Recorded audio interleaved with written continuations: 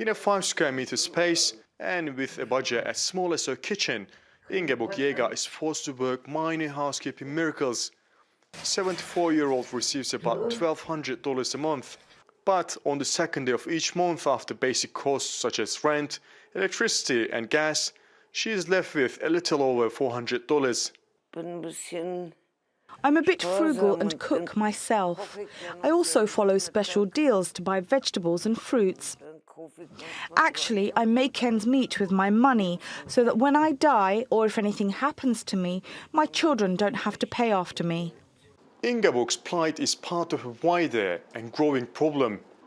The Federal Statistical Office says almost every 1 in 5 German citizens over the age of 65 is at risk of falling under the poverty line. And over 1 million pensioners have been forced to continue working in order to make ends meet.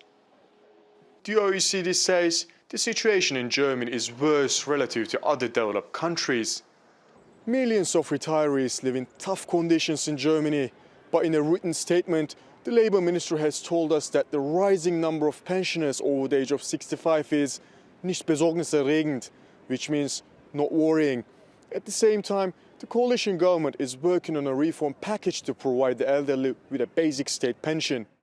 The Social Association of Germany has been working for years to improve social support and acknowledge more needs to be done. The basic state pension is the recognition of people's lifelong efforts at work. We are firmly convinced that people don't feel recognized in that respect with the current pension system. But the basic state pension will not solve all problems related to retirement and how much money people will have in retirement. Retirees are still hoping and waiting. But they also know that an improvement in the basic state pension will not suddenly improve their lives.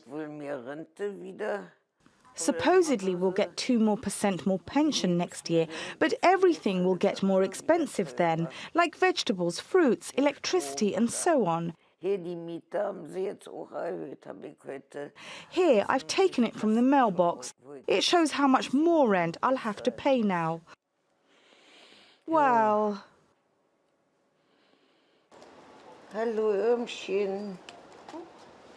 After working for decades, this wasn't the life Ingeborg had imagined for herself. But with what she's got in her hands, she waves the despair away. Yunus Paksoy, Theater World, Berlin.